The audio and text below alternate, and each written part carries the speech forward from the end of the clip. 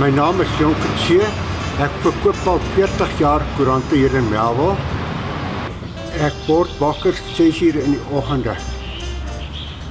Dan drink ek eers my lekker koppie koffie. Word wakker so 6 uur in die oggende tot 6 uur in die aande toe.